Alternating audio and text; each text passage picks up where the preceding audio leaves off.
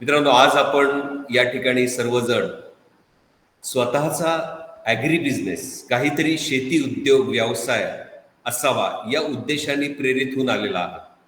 किंवा काही जणांचा स्वतःचा शेती उद्योग हा चालूच आहे. आपण सर्वजण शेती करता म्हणजेच तो एक शेती उद्योग आहे. ही एक तुमची आमची सर्वांची परंपरा आहे.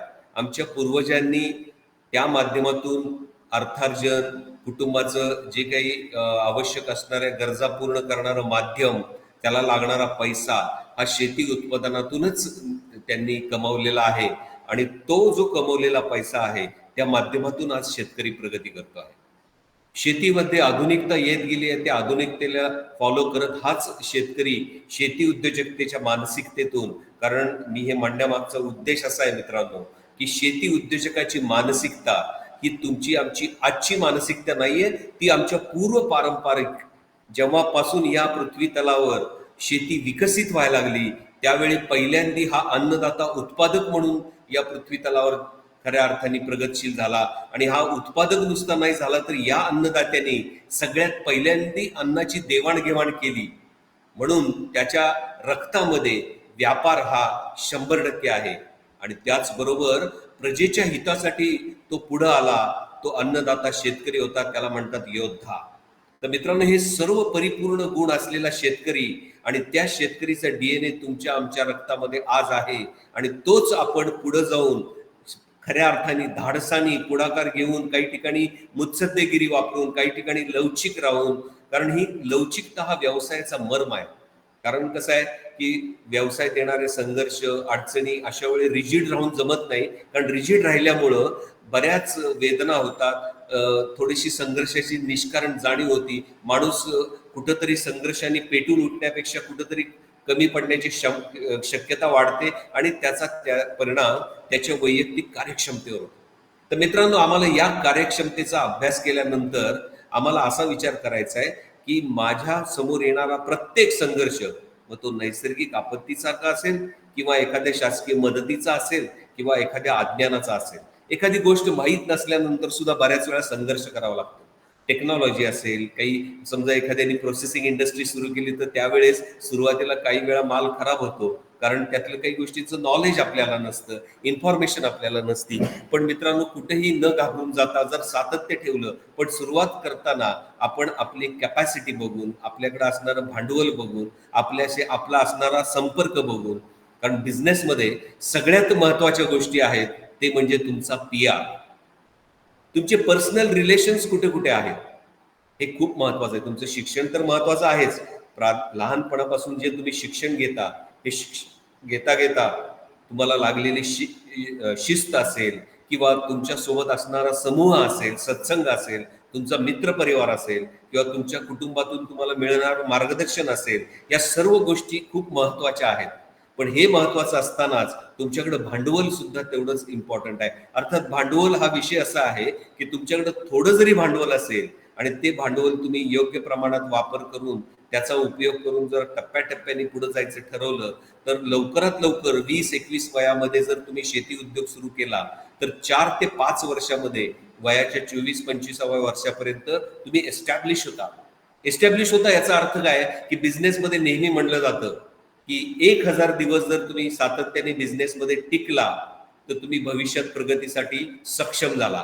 बिझनेसमध्ये तुम्हाला कुणीच डॉमिनेट करू शकणार नाही किंवा बिझनेसमध्ये आलेल्या अडचणींवर मात करण्याची क्षमता तुमच्यामध्ये राहू शकते. ही जी क्षमता आहे ही 1000 दिवस पूर्ण होण्याची असते. म्हणजे आयुष्यातले 3 वर्ष सुरुवात केल्यापासून तुम्ही सातत्य ठेवलं, थोडी भली कमी भांडवलावर पण हळूहळू ते करत राहिला, तर मला वाटतं मित्रांनो, शेती उद्योग हा एक असा व्यवसाय आहे की ज्याला मरण नाहीये. म्हणजे कोविड सारख्या एका महामारीच्या त्या काळामध्ये सुद्धा म्हणजे ती अशी व्याधी किंवा असाध्य रोग आला होता की ज्यामुळं लोकांमध्ये एक भीतीचं वातावरण निर्माण झालं होतं. त्याच्यावर योग्य औषधोपचार मिळत नव्हते. अचानक आलेली ही वेव होती. अशा वेळेस या अचानक आलेल्या या वेवला खऱ्या अर्थाने त्या गोष्टीला सामोरे गेले ते 2 विभाग होते. ते म्हणजे एक होता आरोग्य आणि दुसरं होतं ते म्हणजे शेती उद्योग, म्हणजे अन्न.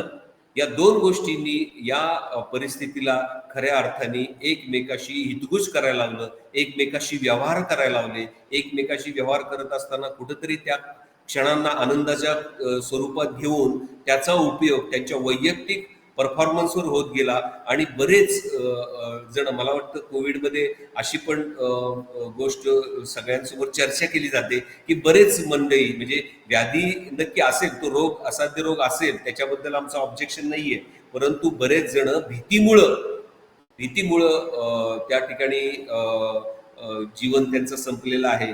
तर अशी परिस्थिती असताना भीती हा प्रकार एक वैयक्तिक जीवनामध्ये अजिबात असला नाही पाहिजे. प्रत्येकाकडं धाडस हे असलं पाहिजे. म्हणजे बघा, आपण एक जाहिरात तुम्ही रेडिओवर पाहतो नेहमी, आपण काय पाहतो? डरना मना है, डर के आगे जीत है. तो हे वास्तव आहे की आपण जर भीतीच्या पलीकडे पाहिलं तर तिथं तुमचा 100% विजय आहे, तिथं तुमचा 100% सक्सेस आहे. आणि यशस्वी होण्यासाठी तुमच्याकडे धाडस हे अत्यंत महत्वाचं आहे. पण धाडसासोबत ज्ञान आणि माहिती देणारी माध्यमांशी तुम्ही जर हितगुज करत राहिला, इंटरॅक्ट करत राहिला, नवीन नवीन लोकांच्या ओळखी निर्माण केल्या, PR वाढवला, तर ह्या PRचं कन्व्हर्जन नेटवर्कमध्ये होतं. आणि PR जर नेटवर्कमध्ये प्रॉपरली झाला तर या नेटवर्कचं तुमच्या वैयक्तिक प्रगतीसाठी आवश्यक असणारं नेटवर्थ जे आहे, अर्थार्जन जे आहे, ते मिळणारं माध्यम म्हणजे एक चांगलं नेटवर्क आहे मित्रांनो. तेव्हा बिझनेस करताना सगळ्यात महत्वाची गोष्ट आहे की तुमच्याकडं असलेलं नेटवर्क, तर हे नेटवर्क कशा पद्धतीने विकसित करायचं, किंवा नेटवर्क विकसित केल्यानंतर माझा नेटवर्क कसा वाढणार आहे, माझा PR कसा वाढला पाहिजे. तर या सर्व गोष्टी खूप महत्वाच्या आहेत मित्रांनो. थोडक्यात तुम्हाला मी माझ्याबद्दल माहिती सांगतो. मी सुरेंद्र काकडे. आम्ही गेली 22 वर्षापासून agro processing industry for income and employment generation in rural areas हे टायटल डोळ्यासमोर ठेवून एक स्वतःची आयर किसान हर्बल इंडस्ट्री चालू आहे माझी. त्या माध्यमातून आम्ही कोरफड, शतावरी, अश्वगंधा, मोरिंगा, जिंजर, आमला या सर्व, तुळस, हळद याच्यावर प्रक्रिया करून आम्ही त्याच्यापासून ज्युसेस आहेत, म्हणजे वेगवेगळ्या ब्लेंड्सचे ज्युसेस आहेत, फायबर प्राश आहे, न्यूट्रिएंट पावडर आहे, हल्दी पॉवर टी आहे, चहा आहे, की जो पित्त, अपचन, बद्धकोष्ठता, मूळव्याध, संधिवात, दमा, डायबेटीस यासारख्या व्याधींवर गुणकारी अशी औषधी वनस्पतींवर प्रक्रिया उद्योग, एक कृषी प्रक्रिया उद्योग म्हणून आम्ही फूड इंडस्ट्री चालू केलेली आहे. आणि ती सातत्याने क्वालिटी असल्यामुळं, त्याचा दर्जा असल्यामुळं ती कदाचित आजपर्यंत टिकून आहे. आणि इथून पुढच्या काळात सुद्धा आम्ही चांगली प्रगती करणार आहे. विविध मार्केटिंगचे ट्रेंड्स जे आहेत ते ट्रेंड्स डोळ्यासमोर ठेवून आम्ही त्या पद्धतीने ऑर्गनायझेशन डेव्हलप केलेली आहे, बूस्ट केलेली आहे. त्यातलाच एक भाग, जसं मी हे हर्बल इंडस्ट्री उद्योग म्हणून सुरू केल्यानंतर त्या दरम्यान, म्हणजे माझ्या कॉलेज करिअर पासून मला आवड ही सामाजिक कार्याची पण होती. म्हणून मी ग्रामीण भागामध्ये जाऊन मित्रांनो शेतीशी संबंधित, शेती उद्योगाशी संबंधित काही मार्गदर्शकपर व्याख्यानं देतोय. आजही देतोय, उद्याही देत राहणार आहे. आणि त्या निमित्ताने वेगळं नेटवर्क वाढतंय. मी म्हटलं ना, PR वाढतो, नेटवर्क वाढतं आणि त्याचं कन्व्हर्जन नेटवर्कमध्ये येतं. याचा मलाही म्हणजे अतिशय चांगला अनुभव आहे. खूप सकारात्मक बाजू आहे शेती उद्योगामध्ये. तर माझं व्याख्यानाचा विषय हा आहे की शिफारसीशिवाय, लाचारीशिवाय स्वयंकर्तृत्वाने स्वावलंबी जीवन जगणारा कर्मयोगी तो अन्नदाता शेतकरी. तर हा शेतकरी केंद्रबिंदू डोळ्यासमोर ठेवून जेव्हा मी ग्रामीण भागामध्ये जाऊन विविध क्षेत्रामध्ये, विविध क्षेत्रातल्या संधीज त्या ठिकाणी शेतकऱ्यांच्या समोर मांडल्या, त्यावेळी शेतकऱ्याच्या मुलांनी खूप चांगला प्रतिसाद देणं म्हणजे काय की yes, we are ready to start our agripreneurship, म्हणजे शेती उद्योजकता म्हणून आम्ही काहीतरी उद्योग सुरू करायला निश्चित तयार आहोत.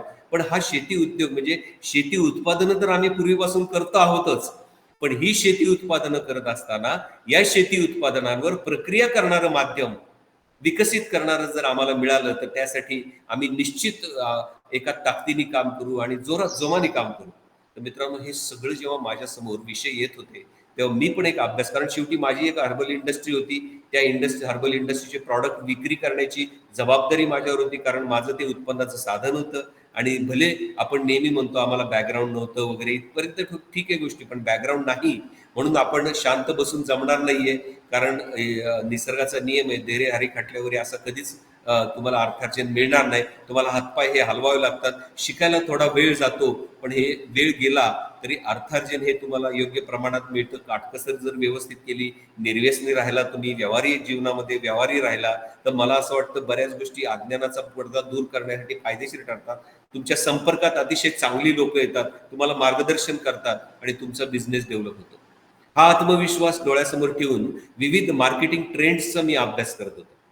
आणि हे मार्केटिंग ट्रेंडचा अभ्यास करताना माझ्या एक गोष्ट लक्षात आली की ई कॉमर्स ट्रेंड हा अतिशय चांगला ट्रेंड आहे. माझी कन्या भाग्यश्री, हिच्याबरोबर ती जस्ट ग्रॅज्युएट होऊन पोस्ट ग्रॅज्युएशनला ती अपियर्ड झाली होती. त्यावेळेस तिच्याशी चर्चा केली, तिनेही त्यामध्ये इंटरेस्ट घेऊन काही माहिती काढली आणि मग तिने सांगितलं की yes, will do this activity which will be helpful to us also as well as माझ्याबरोबर जे काम करणारे शेतकरी मित्र बांधव आहेत की ज्यांना शेती उद्योग करायचा आहे, काही उत्पादनं तयार करायची, ती उत्पादनं विक्री व्यवस्थापनासाठी सुद्धा हा उद्देश अतिशय चांगला असू शकतो.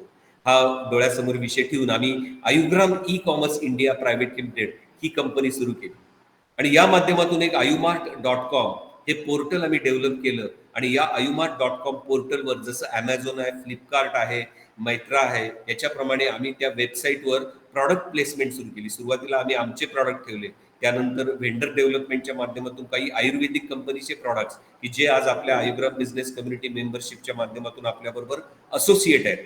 नंतर कॉस्मेटिक्समध्ये काम करणाऱ्या काही कंपन्या आहेत, त्यांचे प्रॉडक्ट्स असतील. जसं आज आपल्याला या ठिकाणी ज्या सुचिता भोसले मॅडम या ठिकाणी आपल्याला मार्गदर्शन करणार आहेत, तर त्यांच्या माध्यमातून आपण ॲग्रिकल्चर इक्विपमेंट्स आणि मशिनरीमध्ये आपण काम करीत आहोत आणि त्या माध्यमातून सुद्धा आपण खऱ्या अर्थाने डेव्हलपमेंट करीत आहोत. आणि ॲग्रिकल्चरमध्ये जेवढा मोठा स्कोप आहे तेवढा मोठा स्कोप इतर क्षेत्रात आहे का नाही याला मर्यादा आहे.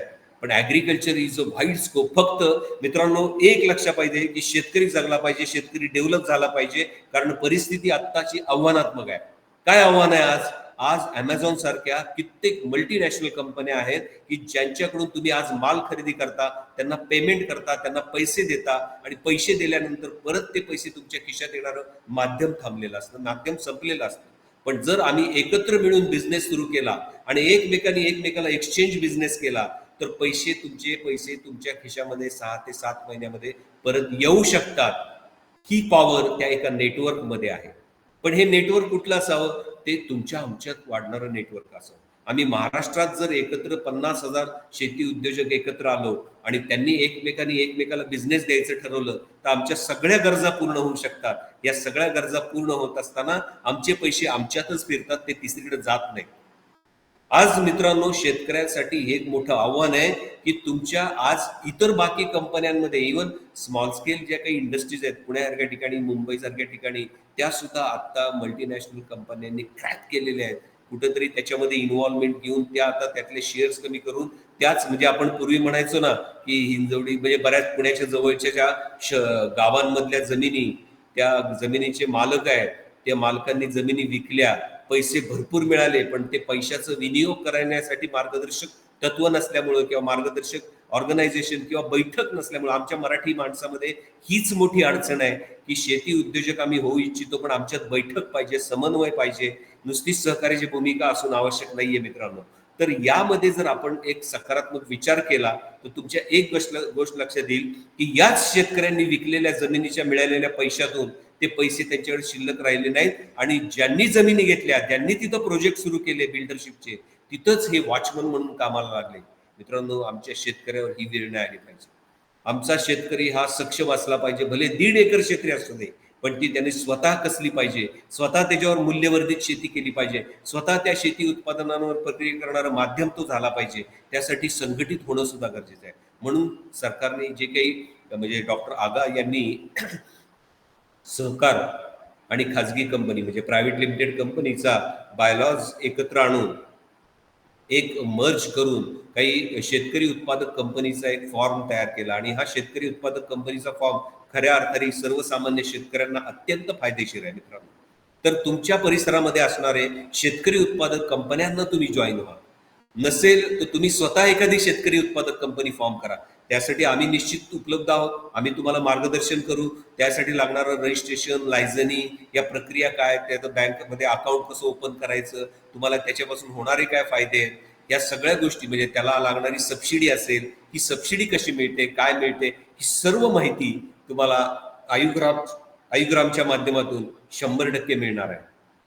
तर हा सगळा डोळ्यासमोर विषय ठेवून आम्ही Ayugram e commerce India private लिमिटेडच्या माध्यमातून तुमची उत्पादनं त्या ठिकाणी प्लेसमेंट करून ती आपल्या आपल्यात एक्सचेंज होण्यासाठी एक आयुग्राम बिझनेस कम्युनिटी डेव्हलप करतोय आणि त्यासाठी एक मेंबरशिप ठेवलेली आहे. जर आपण एकमेकाला बिझनेस एक्सचेंज केला तर त्याच्यासारखा फायदा कुठला नाही. म्हणजे बघा, एक साधी गोष्ट आहे की आज तुम्ही एखादा बिझनेस सुरू करणार असाल, शेती उद्योजकता विकास मध्ये काही उद्योग सुरू करणार असाल, तर तुमच्याकडे असलेलं आत्ताचं नेटवर्क आणि त्या नेटवर्कला सपोर्ट करणारं अजून एखादं नेटवर्क तुम्हाला मिळालं तर त्याचा फायदा नक्कीच आहे ना.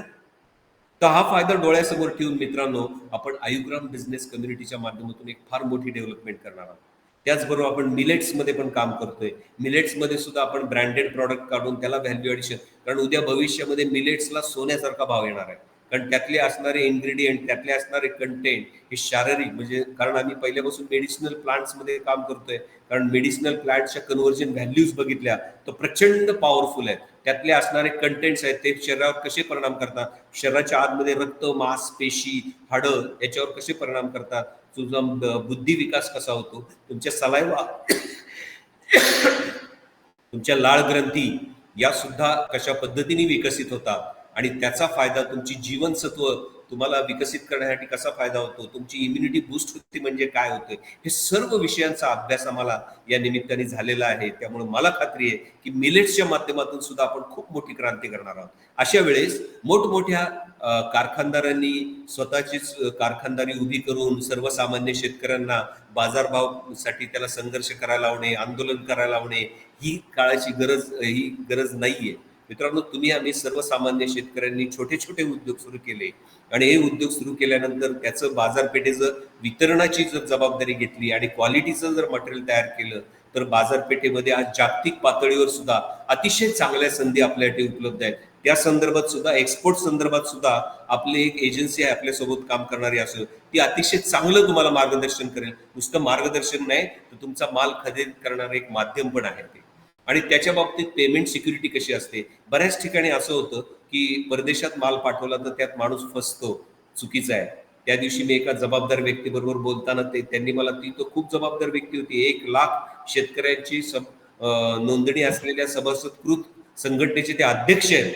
तर अशा अध्यक्षांबरोबर बोलताना सुद्धा त्यांच्याकडनं एक व्यथा माझ्या समोर आली की आपल्या शेतकऱ्यांच्या मालाला एक्सपोर्टच्या वेळे फसवणूक होते आणि या फसवणुकीचा परिणाम शेतकरी नाराज होतो, निराश होतो. मित्रांनो, नाराज निराश, मी त्यांना तेच सांगितलं की 100 ट्रान्झॅक्शन जर तुम्ही चेक केले तर त्यातनं फक्त 2 ट्रान्झॅक्शन हे तुम्हाला फसवलेले दिसतील, परंतु 98 ट्रान्झॅक्शन मध्ये फायदाच आहे. फक्त शेतकऱ्यांनी तो डायरेक्ट एक्सपोर्ट करू नये अशी मानसिकता असणारा व्यापारी जोपर्यंत या व्यापारात बाजारपेठेमध्ये आहे तोपर्यंत शेतकऱ्याला याच्याबद्दल तो भीती दाखवणार आहे, भीतीमध्ये ठेवणार आहे, त्याची मानसिकता कुठेतरी विचलित करणार आहे. आणि कारण बघा मित्रांनो, निसर्गाची असेल किंवा शासकीय योजनांची जसं निर्यात बंदी असेल किंवा अशा जे काही परिस्थिती निर्माण होतात, अशा वेळेस नुकसान शेतकऱ्याचं होतं, नुकसान व्यापाऱ्याचं होतं का? नाही होत. याचा अर्थ व्यापारी वृत्ती खूप महत्वाची आहे. मित्रांनो, व्यापारी बद्दल आम्हाला ऑब्जेक्शन नाहीये. व्यापाऱ्यांनी व्यापाऱ्याच्या पद्धतीने पैसा कमवू दे, पण त्याच्या स्पर्धेमध्ये आम्ही सर्वसामान्य शेतकऱ्याच्या मुलांनी एक व्यापारी वृत्ती विकसित करून आज व्यापारामध्ये आलं पाहिजे, उद्योगामध्ये आलं पाहिजे. आणि त्यासाठीच आयुग्राम एक आज या ठिकाणी 100% सकारात्मक विचार करून एक प्रयत्न करते आहे. तुम्ही सर्वजण या प्रयत्नाचे एक साक्षीदार आहात. नुसते साक्षीदार नाही, तुम्ही सहभागी व्हा. तुम्ही आपला हा जो चाललेला दर आठवड्याचा जो काही फ्री वेबिनार आहे, याला पैसे पण आपण घेत नाहीये, तर हे फ्री वेबिनार जास्तीत जास्त लोकांनी त्याचा फायदा घ्यावा, येणाऱ्या तज्ज्ञांचं मार्गदर्शन घेता यावं, यातनं परत स्वतःच्या उद्योगासाठी काही आपल्याला गोष्टी मिळतात का, संधी कुठल्या मिळतात का, याचा विचार केला जावा. आणि त्यातनं शेतकरी हा श्रीमंत झाला पाहिजे. म्हणजे जसं आम्ही सर्वजण जर संघटित झालो, एक सहकार्याची भूमिका तयार झाली, समन्वय विकसित झाला, तर म्हणतात ना, एकमेका सहाय्य करू अवघे होऊ श्रीमंत.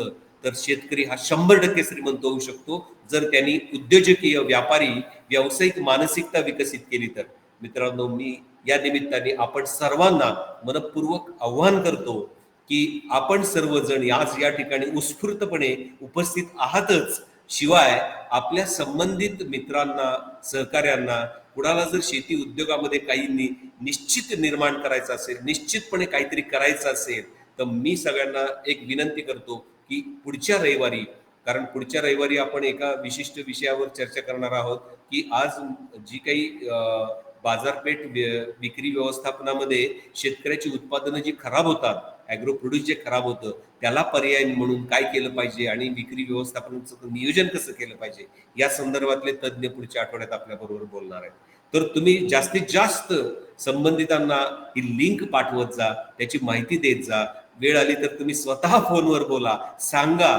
बाकीच्या आज जे चाललंय राजकारण, ज्यातनं आपण लोकप्रतिनिधी संविधानाने ठरवून दिलेले नियुक्त करतो आणि हे लोकप्रतिनिधी तुमचे आमचे सेवक म्हणून जायचे असतात आणि तिथं जाऊन त्यांनी घटना दुरुस्ती असेल किंवा सर्वसामान्यांच्या हितासाठी, प्रजेच्या हितासाठी काहीतरी निर्णय घ्यायचे असतात.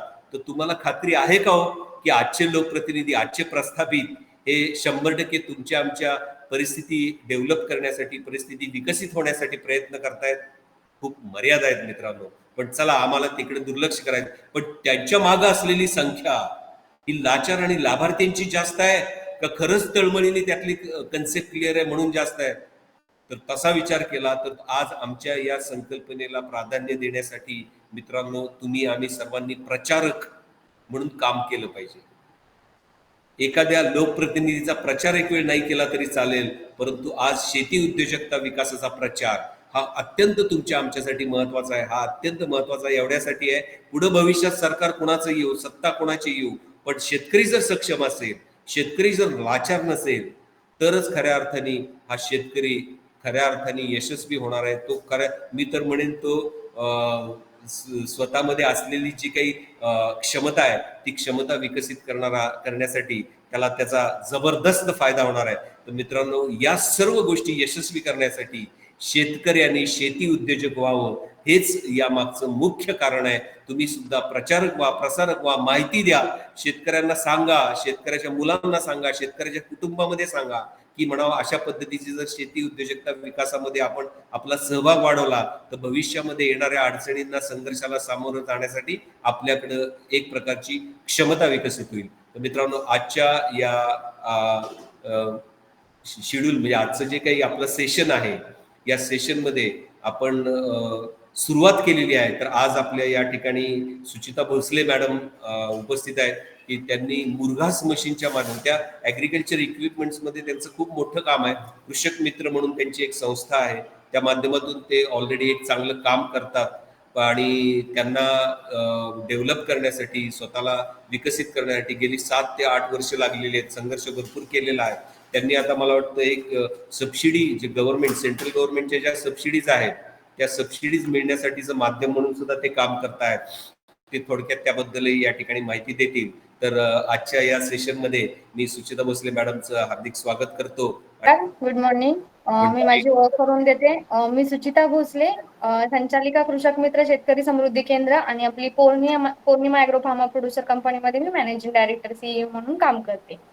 सो आज आपण एक नवीन सब्जेक्ट घेऊन आलेलो आहे. नवीन विषयावरती माहिती घेणार आहोत. ती आहे मुरघास प्रक्रिया उद्योग, ज्याच्यामध्ये मी तुम्हाला मुरघास मशीन विथ ती प्रक्रिया उद्योग कसा चालू केला पाहिजे, त्याच्यामध्ये गव्हर्नमेंटच्या सबसिडीज काय आहेत, किंवा तो उद्योग करताना आपल्याला काही स्कोप आहे, शेतकरी किंवा शेतकऱ्याची आपण मुलं किंवा बाकीच्या सगळ्या गोष्टी म्हणून आपल्यासाठी काही स्कोप आहे, ह्याच्याशी रिलेटेड माहिती आपण घेऊयात. नेक्स्ट स्लाइड पासून आपण स्टार्ट करूयात. पहिल्यांदा सगळ्यांना ह्याच्यासाठी तुम्ही जॉईन झाला त्याच्यासाठी आपलं खूप सगळ्यांचं मनापासून अभिनंदन. आणि आजचा सब्जेक्ट असा आहे की मुरघास निर्मिती. तर मुरघास म्हणजे काय आहे, तर जे काय आपण दूध व्यवसाय करतो त्याच्यासाठी मुरघास निर्मिती केली जाते, की जे आपली जनावर आहे, जसं गाई, शेळ्या, मेंढ्या, जे काही आपण दुग्ध व्यवसायासाठी किंवा जनावरांसाठी खाण्यासाठी चारा तयार करतो, ते पौष्टिकदृष्ट्या कसं तयार करू शकतो त्याच्यासाठी आपण मुरघास निर्मिती करतो.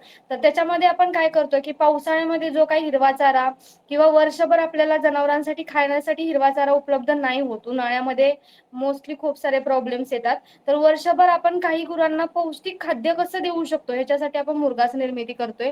तर दुष्काळी परिस्थितीमध्ये काय होतं की जनावरांना खायला नसल्यानंतर आपण छावण्या उभा करतोय, पण छावण्या काय आपल्या त्याच्यासाठी परमनंट किंवा कायमस्वरूपीचा हे नाहीये. गव्हर्नमेंट जोपर्यंत थोडे दिवस अति दुष्काळाची परिस्थिती आहे तेव्हा छावण्या निर्मिती करतं, तेव्हा चारा देतं, पण इतर टायमिंगला काय, तर त्याच्यासाठी आपण हिरवा चारा वर्षभर जो काही साठवून ठेवायचं नियोजन करतो त्याला आपण मुरघास निर्मिती म्हणतो. नेक्स्ट स्लाइड घ्या. मुरघास निर्मितीमध्ये मग ते कशा पद्धतीनं केलं जातं तर ते बघण्यासाठी आपण काय करतोय, तर मुरघास हा एक कशापासून बनवलं जातं, तर एक चारा आहे ज्याच्यासाठी आपण मुरांबा किंवा जे काही आपण हे बनवतो, मोरावळा बनवतो, सेम त्या टाईपची प्रोसेस आहे. जसं की आपण आंबा आहे, वर्षभर जर आपल्याला आंबा खायचा असेल तर आपण करून ठेवतो की त्याची टेस्ट आपल्याला, त्याच्यातली न्यूट्रिशनल लेवल, प्रोटीन्स लेवल आपल्याला मिळावी. सेम त्या टाईप मध्ये मुरघास निर्मिती आहे. म्हणजे जसं की प्रोटीन लेवलनी परिपूर्ण असलेलं खाद्य गुरांना देण्यासाठी आपल्याला मुरघास हा एक एकमेव पर्याय आहे की ज्याच्यामध्ये पूर्ण जे काही दुधामध्ये किंवा शरीराला योग्य आहे जनावरांसाठी त्या पूर्ण गोष्टी आपण जनावरांना खाण्यासाठी देतोय. स्लाइड व्यवस्थित नाहीये दिसत. तर त्याच्यामध्ये काय केलं जातं, तर मुरघास निर्मिती करताना आपण काय करतोय किंवा कशा पद्धतीनं केलं पाहिजे याची पूर्ण आपण इन्फॉर्मेशन देतोय. तर हिरवा चारा आहे जो त्याची मुरघास निर्मिती करताना किती दिवस ठेवायचा किंवा काय करायचं या सगळ्या गोष्टींवरती सगळं आहे की 45 दिवसामध्ये आपल्याला मुरघास मशीन म्हणजे मुरघास तयार होतो. 45 दिवसामध्ये मुरघास तयार झाल्यानंतर आपण तो गुरांना खाण्यायोग्य किंवा प्रोटीन लेवल आहे ती पूर्ण प्रोटीन लेवल त्याच्यामध्ये येते. तर मुरघास कशापासून तयार केला जातो, ज्याच्यामध्ये काय आहे, मका आहे, ज्वारी आहे, जसं की ऊस आहे, ऊसाचा पालापाचोळा असतो किंवा ऊसाच्या ज्या काही आपण ऊस तुटून गेल्यानंतर जे काही निघतं त्याच्यापासून मुरघास बनवला जातो. पण भारतामध्ये किंवा आपण महाराष्ट्रामध्ये आणि त्याच्या मोस्टली जास्त सातारा जिल्ह्यामध्ये मका जे पीक आहे ते आपण मुरघास निर्मितीसाठी वापरतो. तर त्या मुरघास निर्मितीलाच आपण सायलेज पण म्हटलं जातं की जे मोठ्या मशीन्स असतात, छोट्या मशीन्स असतात, किलोमध्ये पॅकिंग केलं जातं, टनामध्ये केलं जातं, त्या गोष्टींसाठी सायलेज, इंग्लिशमध्ये त्याला सायलेज म्हणलं जातं, आपण मराठीमध्ये त्याला मुरघास निर्मिती म्हणतो. Next slide. तर त्याच्यामध्ये मक्यामध्ये सगळ्यात जास्त यूज केलं जातं, तर ती मका कुठल्या पद्धतीची वापरली जाते, तर जी आपल्याला फुलोरा स्टेजमध्ये आहे, ज्याला कणीस आलेलं आहे, दुधातलं कणीस म्हणतात, त्या स्टेजमध्ये आपण त्या मक्याचा मुरघास बनवला जातो. म्हणजे जसं की त्या मक्यामध्ये आपल्याला 60 ते 65% पाण्याचं प्रमाण पाहिजे. तेवढ्या पाण्याच्या प्रमाणामध्येच आपण मुरघास एकदम व्यवस्थित वर्षभर खाण्यायोग्य टिकून राहतो. त्याच्यापेक्षा जास्त जर पाण्याची लेवल असेल तर मग काय होतं, बुरशीचा प्रादुर्भाव वाढतो आणि तो मुरघास खराब होतो. हे लोकांना माहित नसतं, म्हणून मुरघास बनवताना चुकीच्या पद्धतीने येऊन त्याला बुरशी लागली जाते. तर ते पूर्ण परिपूर्ण पॅक केलं पाहिजे. ते बनवताना वेगवेगळ्या प्रकारची काळजी घेतली पाहिजे. जसं की चिकातली मका आहे, चिकातली मका झाल्यानंतर ज्वारी आहे ती कणसं चिकातली असतात. जसं की आपण ते ज्वारीचं कणीस दाबल्यानंतर नॉर्मली त्यातनं दूध निघतं. ते एक मुरघास बनवण्यासाठी एकदम योग्य आणि परिपूर्ण आहार, ज्याच्यामध्ये न्यूट्रिशनल लेवल भरपूर जास्त प्रमाणात असते. कारण त्याच्या पुढे गेल्यानंतर न्यूट्रिशनल लेवल जनावरांसाठी खाण्यायोग्य कमी होतं आणि आपल्या माणसासाठी खाण्यायोग्य न्यूट्रिशनल लेवल वाढत जाते. तर चिकातली मका आहे त्याच्यापासून आपण मुरघास बनवायचा आहे. Next slide. ज्याच्यामध्ये बाजरी, ज्वारी, आपण गहू पासून पण बनवू शकतो. ते झालं की मका आहे, मक्यापासून पण बनवू शकतो. तर मुरघास बनवण्याचा आपल्याला फायदा काय आहे, की मी आता सांगितलंच की मुरघास कशापासून बनवला जातो किंवा कसा बनवला जातो. तर मुरघास हा सगळ्यात महत्त्वाचा गोष्ट आहे. दुष्काळ किंवा जिथं पाण्याचं प्रमाण कमी आहे आणि उन्हाळ्यामध्ये ओला चारा पण देऊ शकत नाही, त्यावेळी मुरघास हा एकमेव पर्याय आहे जे जनावरांना आपण खाद्य म्हणून देऊ शकतो. ते झालं की उन्हाळ्यासाठी हिरवा चारा आणि पौष्टिक गोष्टीचं एकदम जीवनसत्वाने परिपूर्ण आहे. रोज उठून आपण शेतात तर जाऊ शकत नाहीये की ते गुरांना खाण्यासाठी ते कडबा तोडा, आणा, परत कुट्टी करा, टाका, ह्याच्यामध्ये टाइम खूप वेस्ट जातो. मग जे ते टाइम वेस्ट जाणार, जर वेळेची बचत आपल्याला करायची असेल तर मुरघास हा उत्तम पर्याय आहे. जसं की आपण वर्षभराचा चारा तयार केला तर विचार करा, आपण एका दिवसामध्ये समजा जर ते तोडून आणून कुट्टी करायला आपल्याला 2 तास लागतात, तर दररोजचे 2 तास पण नाही, 1च तास धरा, आजच्या वर्षाचे 365 तास आपण फ्री होतोय. मुरघास फक्त एक दिवस आपण 6-7 तास दिले त्याला, तर एवढे तास आपण फ्री होतोय की ते बनवण्यासाठीचा वेळ आपला वाचला जातोय. विथ न्यूट्रिशनल लेवल जी परिपूर्ण आहे, जे खाण्यायोग्य जनावरांना एकदम पूर्ण परिपूर्ण आहे ते आपण खाण्यायोग्य देतोय. त्या टाईप मध्ये होतंय. ते झालं की पारंपरिक दृष्टीनं आपण जे पावसाळा आहे किंवा उन्हाळा आहे, हिरवागार चारा देऊ शकत नाहीये. तर जे काही पावसाळ्यामध्ये आपण मका असेल, गवत असेल, वेगवेगळ्या प्रकारची ग्रास गवत आहेत, ते वर्षभर तसंच नाही ठेवू शकत. तर ते पावसाळ्यामध्ये मुबलक प्रमाणात येतात नॅचरली. आपल्याला लावायचीही गरज पडत नाही. कधी-कधी बांधावरी असतात. त्याचाही आपण चारा बनवून ठेवू शकतो. तर ते कटिंग करण्याची योग्य पद्धत आहे, किती इंचावरती कटिंग केलं पाहिजे, ते कसं लावलं पाहिजे, त्यानुसार मुरघास बनतो. Next slide.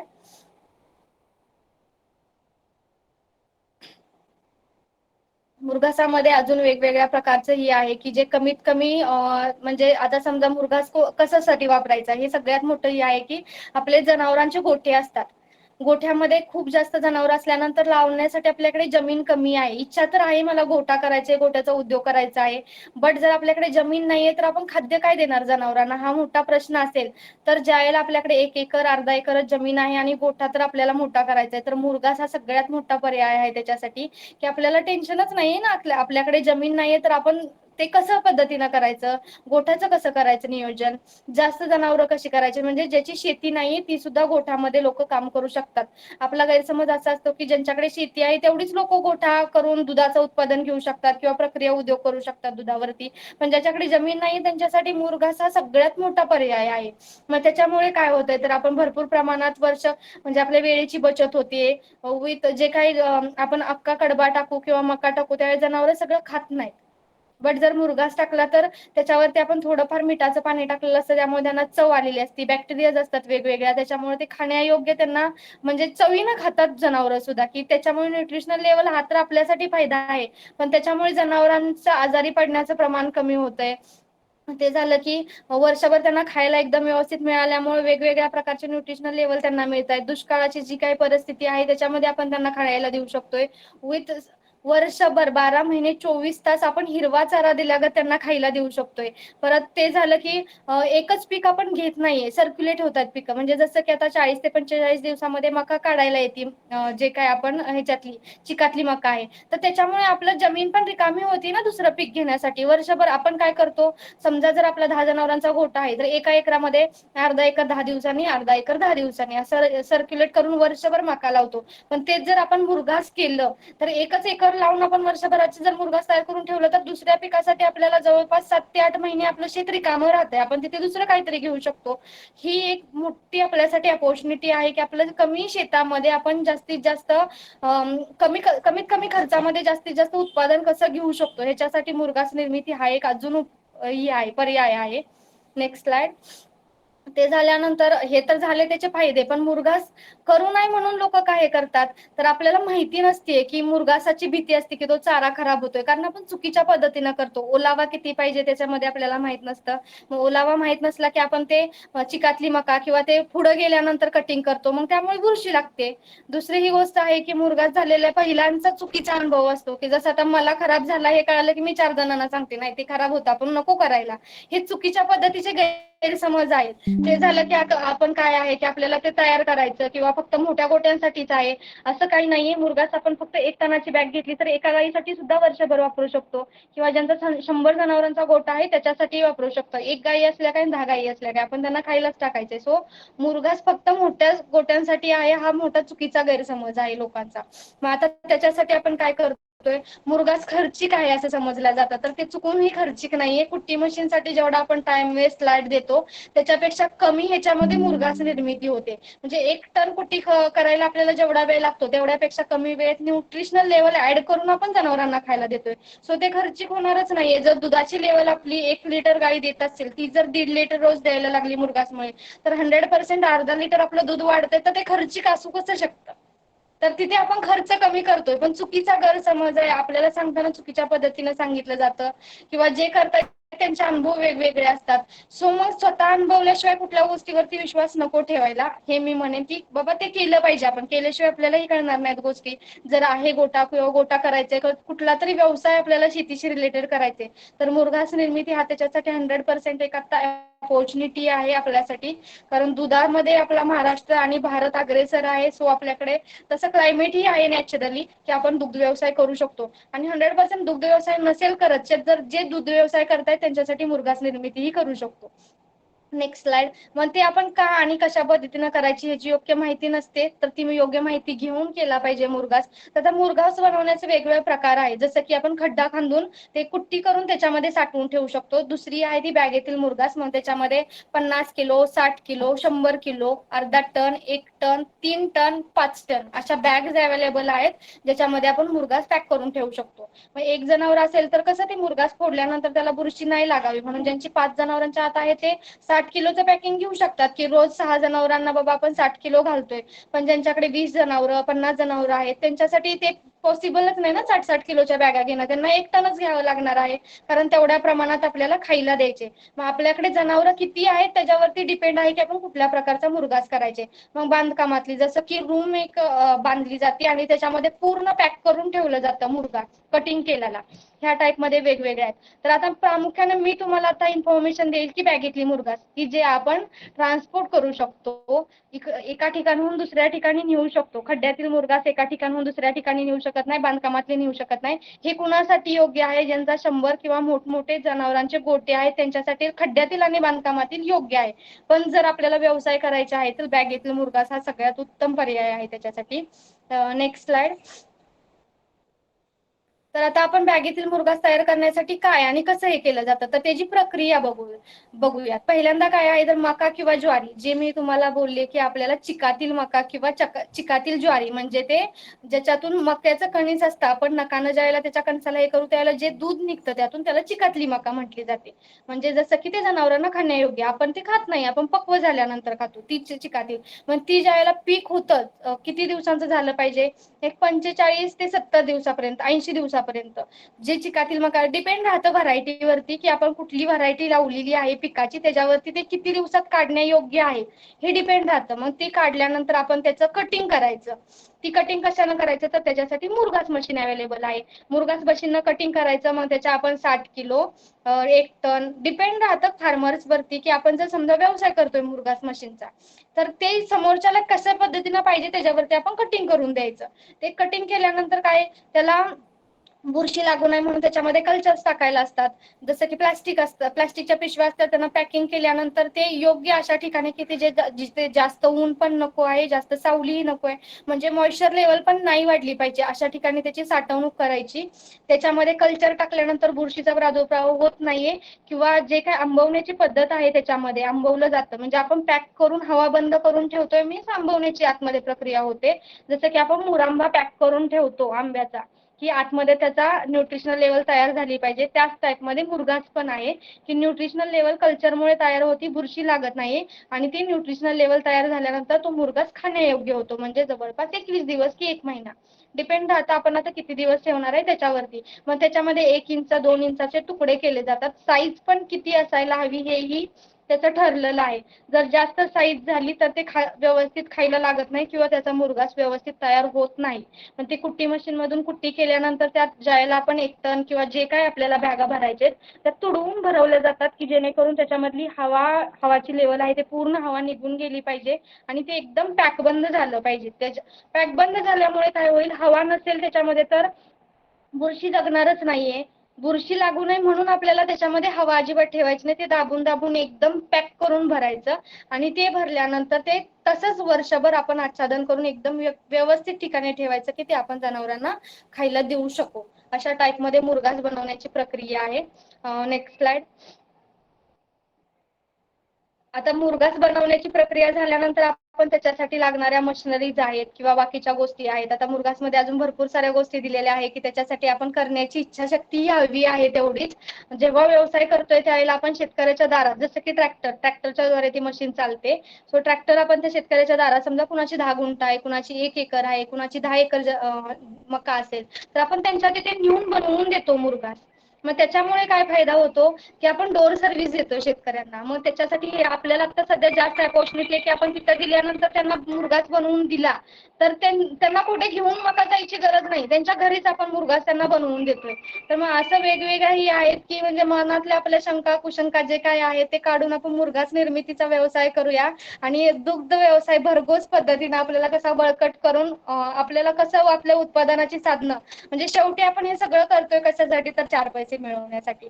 तर ते चार पैसे कसे आपल्याला जास्त मिळतील आणि ते मिळवता मिळवता समोरच्याचा आपण फायदा कसा करून देतोय, टाइम वेळेची बचत करून किंवा कमीत कमी खर्चामध्ये. जसं की आपल्याला वाटते आपल्याला चार पैसे मिळावेत, साहजिक आहे जे दूध उत्पादन घेतात त्यांच्यासाठी तर खूप गोष्टी आहेत की ते जी जनावर असतात ती आजारी पडतात, त्यांची काळजी घेणं म्हणजे त्यांना सगळ्या गोष्टी बघायच्या असतात, त्यांचं खाण्यापासून त्यांची उठाठेव करण्यापर्यंत. मग त्यांच्यासाठी तर एकच गोष्ट नाहीये जनावरांचा खाना. जसं की आपण मुर्गाच बनवून देतो त्याला आपल्यासाठी एकच व्यवसाय आहे की फक्त ते मुर्गाच बनवून देणं.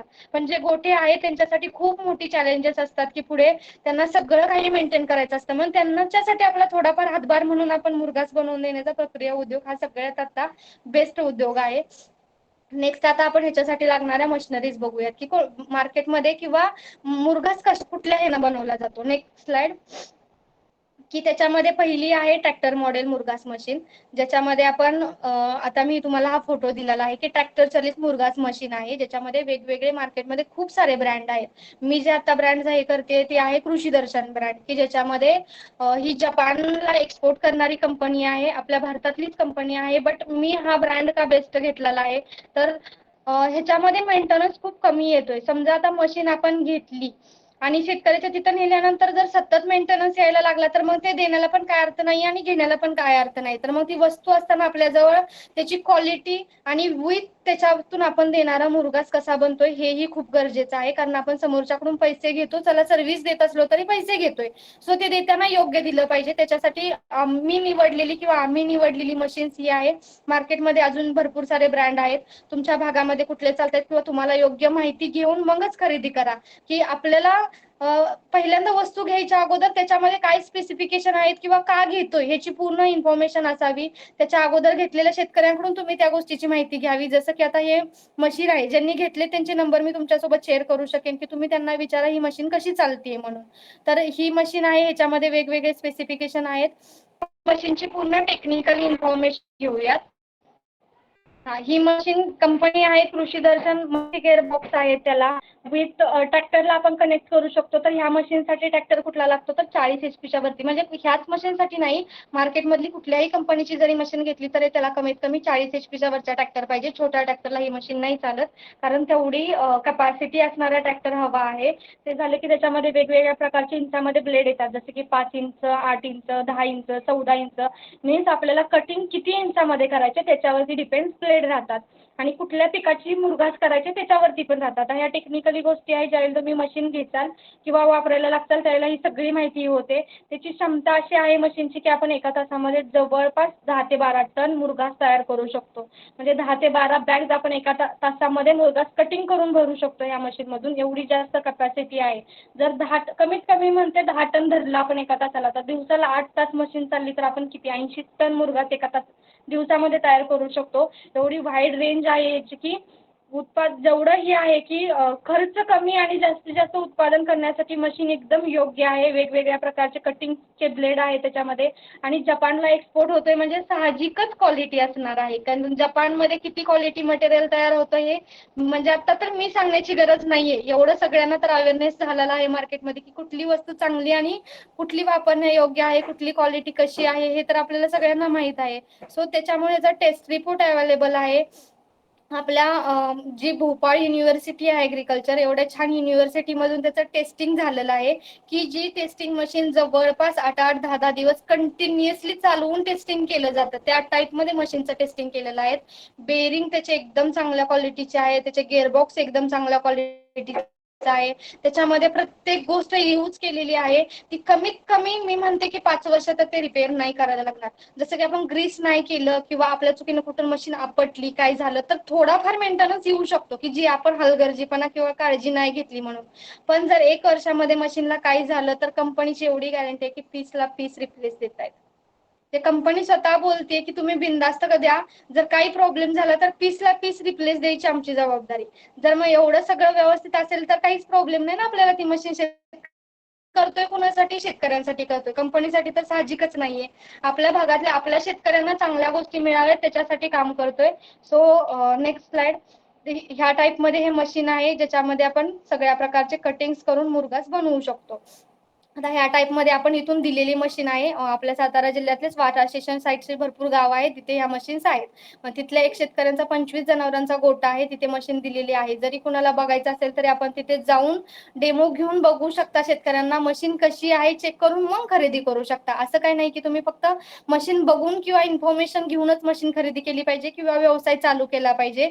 जे अगोदर शेतकरी व्यवसाय करतायत त्यांना तुम्ही भेटा, खर्च किती आहे, काही कशा पद्धतीनं केलं पाहिजे, या सगळ्या माहिती घेऊन जरी तुम्ही केलं तरी पण तो बेस्ट पर्याय होऊ शकतो. की आपण खड्ड्यात पडायच्या अगोदर जे ऑलरेडी खड्ड्यात आहे तो खड्डा व्यवस्थित आहे का बघितला पाहिजे, ते बघून आपण चालू करू शकतो. सो जे वापरतायत त्यांच्याकडून पूर्ण माहिती घेऊ शकतो. ही मशीन मी दिलेली आहे, ते दिलेल्या शेतकऱ्यांचे फोटो आहेत. Next slide. त्याच्यामध्ये आपण मुरघास कसा बनला जातो हे बघतो. जसं की आता शेत आहे पहिल्या फोटोमध्ये आणि तिथे मका आहे, तर ते डायरेक्ट शेतामध्ये मका कटिंग केली जाते. दुसरा फोटो आहे ज्याच्यामध्ये खड्डा पद्धत मी म्हटलं की त्याच्यामध्ये मुरघास बांधला जातो. ज्यांचा मोठा गोठा आहे ते बनवतात. त्याच्यामध्ये आपण 1 टनाच्या बॅग्स पण दिलेल्या आहेत की त्या बॅग कशा पॅक केल्या जातात. किस कटिंग आहे त्याचाही फोटो आहे. आणि मुरघास हा आपला दूध उत्पादन करण्यासाठी एक उत्तम पर्याय आहे की जे आपण खाण्यायोग्य जनावरांना न्यूट्रिशनल लेवल देऊन आपण खाण्यासाठी जे देतोय ते एकदम न्यूट्रिशनल असणारं देतोय, हे आहे. आता हे झालं बाबा त्या मशिनरीची माहिती. मुरघास एक प्रक्रिया उद्योग कशा पद्धतीने केला पाहिजे किंवा काय केला पाहिजे. तर आता ह्याच्यासाठी आपल्याला सपोर्ट हवा आहे. तर कुणाचा सपोर्ट घेऊ शकतो, तर आपण गव्हर्नमेंटच्या सबसिडीज आहेत भरपूर साऱ्या. Next slide. ज्याच्यामध्ये मी तुम्हाला पूर्णपणे माहिती देते की बाबा गव्हर्नमेंटच्या सबसिड्या कशा असतात किंवा काय केलं जातं. ही मुरघास मशीन आहे, त्याला ऑलरेडी टेस्ट रिपोर्ट अवेलेबल आहे, जो करंटचा टेस्ट रिपोर्ट आहे आत्ताचा. त्याची व्हॅलिडिटी आता 7 वर्षापर्यंत आहे, त्यामुळे गव्हर्नमेंटच्या सगळ्या योजनांमध्ये बसतोय. पहिली योजना आहे त्याच्यामध्ये महाडीबीटी म्हणून कृषी विभागाची योजना आहे, ज्याच्यामध्ये आपल्याला किमतीच्या 50% अनुदान मिळतं. बट त्याची प्रोसेस अशी असते की आपल्याला फॉर्म भरायला लागतो. आपलं लॉटरी पद्धत असते. नाव कधी येते त्याची गॅरंटी वॉरंटी राहत नाही. जसं की आता आचारसंहिता चालू आहे, तर आचारसंहितामध्ये स्टेट गव्हर्नमेंटच्या कुठल्याही योजना आता चालू नाहीयेत. स्टेट गव्हर्नमेंटच्या, सेंट्रल बोलत नाही मी, स्टेट गव्हर्नमेंटच्या योजना चालू नाहीयेत. सो ऑगस्ट मे बी जुलै किंवा ऑगस्ट पर्यंत त्या योजनाची लॉटरी लागणार नाहीये किंवा फॉर्म लाखात भरले जातात, नावं हजारात येतात. सो कुणाची नावं कधी लागतात हे सांगू शकत नाही. फॉर्म भरल्यानंतर कधी महिन्यात ही नाव येऊ शकतं, कधी 6 महिन्यांनी येऊ शकतं, कधी वर्षांनी येऊ शकतं. सो ती लक बाय चान्स म्हणतात त्या टाईप मध्ये ती योजना आहे की फॉर्म भरल्यानंतर तुमचं नाव येईल तेव्हा ती खरेदी करायची असते. तुम्ही अगोदर खरेदी करून त्याची योजना घेऊ शकत नाही. सो महाडीबीटी ही योजना आहे जी सगळ्या अवजारांसाठी आहे. त्याच्यामध्ये मुरघास मशीन पण आहे. आता दुसरी योजना आहे ती सेंट्रल गव्हर्नमेंटची, जी PMFME prime minister food processing, ज्याच्यामध्ये पंतप्रधान अन्न प्रक्रिया योजना आहे, जी सेंट्रल गव्हर्नमेंटची योजना आहे. ऑलरेडी खूप सारा त्यांच्याकडे फंड आहे, ते द्यायला बसलेले आहे. तिथे लॉटरी पद्धत नाहीये. तुम्ही फक्त नाव द्या, आम्हाला घ्यायचे म्हणा, तुम्हाला द्यायला ते बसलेले आहेत. टार्गेट्स आहेत प्रत्येक स्टेटला. महाराष्ट्रात टार्गेट आहेत, जसे महाराष्ट्र वाईज जिल्ह्यात टार्गेट आहेत, जिल्हा वाईज तालुका लेवलला टार्गेट्स आहेत की एवढी प्रकरणं झाली पाहिजेत, कारण फंड भरपूर सारा आहे त्याच्यासाठी. त्याच्यामध्ये काय आहे तर त्याच्यामध्ये 35% तुम्हाला लोन ही सबसिडी भेटती, विथ बँक लोन होते. म्हणजे कंपल्सरी आहे, तुम्ही बँक लोन केल्यानंतर 35% तुम्हाला अनुदान मिळते, त्याच्यातून सबसिडी भेटती. ज्याच्यामध्ये अन्न प्रक्रियेसाठी आहे. मग गव्हर्नमेंटचं म्हणणं आहे की आपण माणूस असलो काय किंवा जनावर असलो काय, खाद्य आहे त्याच्यासाठी ही एकच मशीन आहे शेतीमधली की ज्याच्यामध्ये ह्या योजनेमध्ये बसते. बाकी सगळे पापड उद्योग किंवा जी काही प्रक्रिया उद्योग आहेत, गुळ प्रक्रिया असेल, जाम, जेली, ऍग्रिकल्चर रिलेटेड जे काही प्रक्रिया उद्योग आहेत त्याच्यासाठी दिलं जाते. त्यातली ही एकच शेतीची रिलेटेड मशीन आहे, मुरघास मशीन, की ज्याच्यामधून अन्नच तयार केलं जाते असं गव्हर्नमेंटचं म्हणणं आहे, पॅक बंद. त्यामुळे ही मशीन आहे. सो ह्याला 35% अनुदान विथ बँक लोन होते. तर ह्या योजनेसाठी लागणारे वेगवेगळे डॉक्युमेंट आहेत.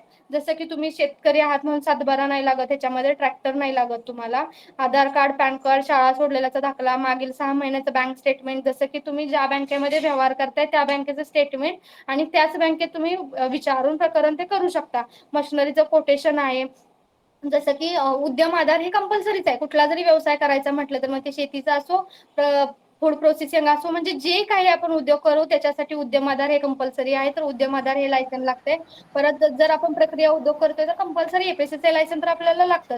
ह्या टाईप मध्ये आहे. किंवा ज्या जागेमध्ये आपण तो व्यवसाय करणार आहोत, कुठली तरी एक जागा तर दाखवावी लागते. त्या जागेचा नोट कॅम्प मधला एक फोटो लागतो.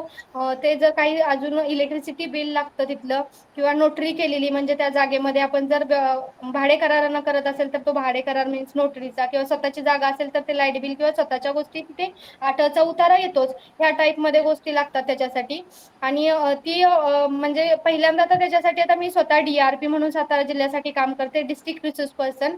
ते आमच्याकडून कृषी विभागामध्येच पोस्ट आहे. कृषी विभागामध्ये तो फॉर्म भरून घेतला जातो. तो फॉर्म भरल्यानंतर तो जातो डिस्ट्रिक्ट लेवलला, जिल्ह्याच्या ठिकाणी. तिथून चेक केला जातो की हा उद्योग खरोखर करणारी व्यक्ती योग्य आहे का, ती मशिनरी योग्य आहे का, हा व्यवसाय योग्य आहे का, खरोखर हे इकॉनॉमिकल फिजिबल आहे का. म्हणजे गव्हर्नमेंट जरी सबसिडी देत असेल तरी तिथे हेही चेक केलं जातं की हा व्यवसाय आर्थिकदृष्ट्या सक्षम आहे का, तरच त्याला पुढे मान्यता दिली जाते. मग डिस्ट्रिक्ट लेवलवरती सातारा जिल्ह्यामध्ये कृषी अधिकारी जे आहेत आपले डिस्ट्रिक्ट लेवलचे पर्सन, ते चेक करतात. ते चेक केल्यानंतर ते पुढे बँकमध्ये जातं. मग बँकमध्ये गेल्यानंतर थोडीफार अजून जी काय डॉक्युमेंट्स लागतात बँकमध्ये, ते बँकमधली डॉक्युमेंट्स घेऊन बँक पुढे तुम्हाला हे करते, बँक लोन करते. मग ह्याच्यामध्ये आपण काय करू शकतो, तर ह्याच्यामध्ये आपल्याला जर समजा आता छोटी रूम बांधायची आहे मशीन्स ठेवण्यासाठी, किंवा मुरघास आपण जर तयार करून विक्री करतोय मुरघास, तर आपण छोट्या बॅगाही ठेवण्यासाठी आपल्याला छोटे शेड पाहिजे. तर शेड बांधकामापासून मुरघास मशीन असेल, त्याच्यासाठी लागणारे वजन काटे आहेत, बॅग्स आहेत, सिलिंग मशीन आहे, जे काही त्या व्यवसायाला लागतं ते सगळं आपण ह्या योजनेतून खरेदी करू शकतो. त्या सगळ्यावरती 35% सबसिडी राहते. असं नाही की फक्त मशीनवरती राहते, असं अजिबात सुद्धा नाहीये. म्हणजे हा एक प्रकारचा व्यवसाय आहे. तर व्यवसायाला लागणारी प्रत्येक गोष्ट, म्हणजे त्याच्यासाठी लागणारं शेडच्या बांधकामापासून मशिनरी, ऑल टाईप ऑफ जी काही तुम्हाला पॅकिंग मशिनरी लागणारी, पूर्ण पॅकिंग मशीन्स, त्याच्याबरोबर त्याच्यासाठी लागणारे वजन काटे, त्याच्यासाठी लागणाऱ्या बॅग्स, त्याच्यासाठी लागणाऱ्या सिलिंग मशीन, हे ऑल ओव्हर तुम्ही त्याच्यामध्ये खरेदी करू शकता. त्या सगळ्यावरती 35% सबसिडी आहे. म्हणजे एवढी सुंदर योजना, म्हणजे मी एवढी ऍग्रिकॉस आहे, एवढ्या वर्ष झालं हे करते, बट एवढी छान योजना नाहीये की तुम्ही 10 रुपयाची जरी वस्तू घेतली तरी त्याच्यावरती गव्हर्नमेंट 35% सबसिडी देते. एवढी छान ही योजना आहे. विथ बँक लोन होते. बँक लोन मध्ये पण तुम्हाला AIF ऍग्रिकल्चर इन्फ्रास्ट्रक्चर फंड म्हणून एक योजना आहे गव्हर्नमेंटची, ज्याच्यामध्ये 3% व्याज परतावा देतोय. मीन्स आपण जर खूप चांगल्या पद्धतीने ही योजना हाताळली तर आपल्याला 6% पण व्याज नाही लागत. अच्छा. एवढी सुंदर आहे. परत ते लोन केल्यानंतर आपण 3 महिने किंवा 6 महिने फक्त व्याज भरायचं, त्याच्यानंतर आपले हप्ते चालू होतात. तेही झाल्यानंतर ज्यावेळेला आपण हे लोन केलं, समजा जर 1.5 ते 2 महिन्यापर्यंत आपण पूर्ण व्यवस्थित चेकिंग केलं आपला हा प्रोजेक्ट कृषी विभागानं, आणि अनुदान समजा बँकेत 2 महिन्याच्या आत जमा झालं, तर समजा आता मी 1 लाख रुपयाचं अनुदान म्हणजे एखादा व्यवसाय केलाय, त्याच्यामध्ये 35% म्हणजे 35,000 रुपये सबसिडी आहे. राहतात किती आपल्याकडे, 65,000 रुपये राहतात. तर ते 35,000 रुपये सबसिडी जमा झाल्यानंतर राहिलेल्या 65,000वरतीच आपल्याला व्याज भरायला असतं. 35,000 रुपयावरती भरायला लागत नाही. एवढी सुंदर. आता समजा आपण स्वतः व्यवसाय करतोय, बँकेत गेलो तर आपण 1 लाख लोन घेतल्यानंतर 1 लाखावरती आपल्याला व्याज भरायला लागते. पण ह्याच्या दृष्टिकोनातून किती छान आहे की आपल्याला 3 वर्ष फक्त त्या 65,000वरती, म्हणजे राहिलेल्या रकमेवरतीच व्याज भरायचे. अनुदानावरती व्याज गव्हर्नमेंट घेत नाही अनुदान जमा झाल्यानंतर. एवढी छान ही योजना आहे. परत अजून खूप सारं आहे की ह्याच्यामध्ये तुम्ही व्यवसाय करू शकता, कशा पद्धतीने केला पाहिजे. मी जेवढी शक्य आहे तेवढी तर माहिती दिलेली आहे मला, पण अजून जर कोणाला काही क्युरीज असतील तर तुम्ही 100% विचारू शकता. अतिशय अतिशय चांगली माहिती आपण दिली. एक साधारण उद्योग व्यवसायामध्ये आवश्यक असणारे टेक्नॉलॉजी सोबत त्यासाठी लागणारी इन्फॉर्मेशन, तांत्रिक इन्फॉर्मेशन, आणि त्या इन्फॉर्मेशन बरोबर रॉ मटेरियलचं जे प्रॉपर युटिलायझेशन आहे त्या संदर्भातलं दिलेलं एक स्टॅटिस्टिक्स थोडक्यात आपण ज्या पद्धतीने मांडलं, आणि त्यानंतर हे उत्पादन, हे जी मशिनरी आहे, ही मशिनरी त्याची क्वालिटी कशी आहे, ती जॅपनीज टेक्नॉलॉजीशी कशी म्हणजे जॅपनीज टेक्नॉलॉजी जी आहे त्याला इन्स्टॉल केलेली, तर अशा वेळेस या पण त्याचा व्हिडिओही पण बघूयात, त्या टाइप मध्ये ही यूज केली जाते मशीन. अच्छा, अशी व्हिडिओ अशी आहे का त्याचे? व्हिडिओ आहे. डायरेक्ट शेतामध्ये जाऊन ही सर्व्हिस दिली जाते शेतकऱ्यांच्या. अच्छा, म्हणजे एखादा उद्योजक, शेती उद्योजक अशी मशिनरी घेऊन त्याप्रमाणे शेतकऱ्याला ते करून देऊ शकतो, आणि त्याचे अच्छा, म्हणजे सर्व्हिस चार्जेस घेतले तर सरासरी त्याला दिवसभराची एंगेजमेंट कामाची बघितली तर 4 ते 5 महिने हा व्यवसाय चांगला चालू शकतो का 12ही महिने चालू शकतो? 12ही महिने चालतोय, बरोबर 12ही महिने चालतो ना. म्हणजे आता समजा मी जानेवारी मध्ये मुरघास बनवलाय, जनावर खातायत म्हटल्यावर ती सायकल 12ही महिने चालणार, बरोबर? यस. आणि सगळे बरोबरच बनवून घेत नाहीत ना. आता समजा आम्ही 10 जण शेतकरी, मी आज बनवला तर दुसऱ्यांना बनवलेला असेल, पण परत 12 महिन्यांनी माझा 8 दिवस अगोदरच येणार आहे ना करायला. सो आपण एकाच शेतकऱ्याला सर्व्हिस देणार आहे का? समजा आपले 100 शेतकरी असेल तर एकाच दिवशी 100 जणांना मुरघास नाही बनवून देऊ शकत. 100 दिवस, मग परत ते रिसर्क्युलेट 100 दिवस होणार आहे. रिसायकल. आणि आपल्या कनेक्टिव्हिटीवरती आहे की आपण किती लोकांबरोबर कनेक्शन आहे आणि कशा पद्धतीने सर्व्हिस देतोय तेवढी जास्त लोक कनेक्ट होणार आहेत. Correct correct. तुमची सर्व्हिस चांगली पाहिजे, तुमच्या वेळच्या वेळेत त्याची कमिटमेंट जी केलेली आहे कमिटमेंटमध्ये त्याला करून देणं असेल, त्याच्यामध्ये अजून काही व्हॅल्यू ॲडिशन असेल तर त्याचं मार्गदर्शन करणं असेल, आणि त्यानंतर जनावरांमध्ये होणारी जी डेव्हलपमेंट आहे त्याचा रिव्ह्यू घेऊन त्याप्रमाणे तो तुम्हाला पुढच्या वेळी परत डिमांड. आणि हे कसं जसं की इंडिव्हिज्युअल शेतकरी असतील, बचत गट असतील, फार्म प्रोड्युसर कंपनी असतील, प्रायव्हेट लिमिटेड कंपनी असतील, हे कुणीही मशीन घेऊन यूज करू शकतं त्याचा. जसं की आपण रेंटवरतीही देऊ शकतो. जर आपण मशीन घेतली समजा आपल्याकडे ट्रॅक्टर नाही तर जे ट्रॅक्टर आहेत त्यांनाही आपण देऊ शकतो करायला. सर्व्हिस मल्टीपर्पज यूज आहेत. ट्रॅक्टरवाले ते सुद्धा तुमचे कस्टमर होतात. Yes yes 100%. आता सगळेच ट्रॅक्टरवाले मशीन घेत आहेत असं होऊ शकत नाहीये, पण मी माझ्याजवळ मशीन आहे तर त्यांना देऊ शकतो रेंटल बेसिस वरती. ज्यांची गोटी आहेत त्यांना रेंटल बेसिस वरती देऊ शकतो. 1 दिवसापुरती वापरा, एवढे पेमेंट द्या, मशीन माझी माघारी आणून द्या, किंवा मला वेळ आहे तर मी स्वतः जाऊन बनवून देऊ शकते. रिपेअर्स आपण प्रतिसाद देतोय, सर्व्हिस त्याच्यावरती आहे. म्हणजे आज आपण जेव्हा रस्त्याने फिरतो जातो त्यावेळेस बऱ्याच ठिकाणी आता बाहेर मुरघासचे मोठमोठ्या बॅग्स पॅक करून, पूर्वी तसं नव्हतं दिसत, पण याचा अर्थ असा आहे की मुरघासच्या माध्यमातून जनावरांचा परफॉर्मन्स, त्यांची क्षमता वाढते, दूध उत्पादकता वाढतीये आणि त्यांचे व्याधी रोग कमी होत आहेत. तर अशा वेळेस मुरघासारखे मशीन एक जर माध्यम म्हणून, व्यवसाय म्हणून जर आपण केलं तर त्याचा खूप फायदा आहे. आणि त्याला लागणारी जी काही सबसिडी असेल तर ती सबसिडी सुद्धा तुम्ही उपलब्ध त्या संदर्भात मार्गदर्शन चांगलं करू शकताय, हे सुद्धा आज या ठिकाणी या निमित्ताने आमच्या लक्षात आलं. मला असं वाटतं की आपल्या ग्रुपमध्ये ज्यांना कुणाला मुरघासच्या माध्यमातून व्यवसाय करायचा असेल, बरोबर आहे, दुधावर प्रक्रिया, ह्याच्यावर आपण पुढच्या वेळी नक्की ओंकारजी आपण यावर नक्की सेशन घेणार आहे. पुढच्या वेळी दूध प्रोसेसिंगच्या संदर्भामधले मार्गदर्शक या ठिकाणी येणार आहेत. तर आत्ता हा महत्वाचा विषय आहे की फीडिंग जे आहे, फीड म्हणजे जनावरांना लागणारं जे हेल्दी, हायजीन आणि चांगलं फीड आहे ते देणारं माध्यम म्हणजे मुरघास मशीन हे असू शकतं. कारण त्याचं आंबवण्याची जी प्रक्रिया आहे आणि आंबवल्यानंतर त्यात वाढणारे जे काही न्यूट्रिएंट्स आहेत, जे काही घटक आहेत, ते फार महत्वाचे आणि व्हॅल्युएबल असतात. तर आज या ठिकाणी सुप्रिया मॅडम आपण जी काही माहिती दिली, ती माहिती नक्कीच आमच्या सर्व शेती उद्योजकांना पूरक आहे. आपल्यापैकी कुणाचे काही प्रश्न असतील तर तुम्ही विचारू शकता, म्हणजे मग आपण तुमच्या प्रश्न उत्तरानंतर आपण हा कार्यक्रम सेशन आज या ठिकाणी थांबवून पुढच्या रविवारचे नियोजन करणार. कोणाचा काही प्रश्न आहे का? संतोषजी आपला किंवा ओंकार नाळे सर आपला काही प्रश्न आहे? काय नाही. म्हणजे एक लक्षात घ्या नाळे सर, आजपासून मुरघास मध्ये एक व्यावसायिक संधी अतिशय चांगली आहे आणि आपण जास्तीत जास्त आपल्या सहकारी मित्र बांधवांना असेल किंवा कुणी बेरोजगार एखादा शेतकरी मुलगा असेल की तो निवांत आहे, त्याला काहीतरी रोजगार नाहीये, घरामध्ये कुटुंबामध्ये सारखे कलह चालू आहे, अशा वेळेस त्या मुलांना रोजगाराचं साधन म्हणून मुरघास मशीन सुचवायला काही हरकत नाही. कारण या माध्यमातून 12ही महिने काम मिळणार आहे आणि महिन्याला 60-70 हजार रुपयापेक्षा सुद्धा जास्त पैसे त्याला मिळू शकतात या व्यवसायाच्या माध्यमातून. आणि शिवाय घरचं खाऊन, घरची मशीन, या सगळ्या गोष्टी जर बघितल्या तर त्याची बाजारपेठेतली पत पण डेव्हलप होती.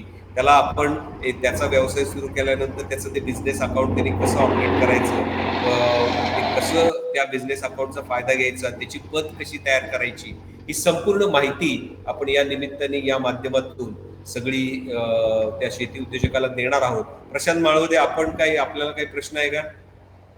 कारण आपण उद्योग क्षेत्रात, व्यवसाय क्षेत्रात आता आघाडी घेतलेली आहे, काही प्रॉडक्ट आपण बनवून विकत आहात. तर तुमच्या संबंधातनं सुद्धा जर कुणी असे इंटरेस्टेड असेल, इच्छुक असेल, तर त्यांना नक्की आपण ही माहिती द्या आणि या माहितीचा फायदा प्रत्येकाला होऊ दे. येस प्रशांतजी,